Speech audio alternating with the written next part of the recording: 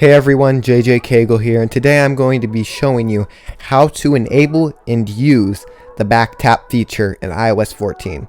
So what back tap does is allow you to tap on the back of your iPhone either 2 times or 3 times, and then it'll run a task that you choose. So in order to enable this, we're going to want to open Settings, and we want to click on Accessibility and then Touch. And then we're going to want to scroll to the bottom until we find back tap, and we're just going to click on that. And then we'll click on double tap or triple tap. I find that double tap sets off accidentally quite often, so I would recommend doing triple tap. So I'm going to do triple tap, and you'll just click on that, and then it'll allow you to choose what happens when you triple tap. So let's pick screenshot. So once you've selected that, we can just go back to our home page.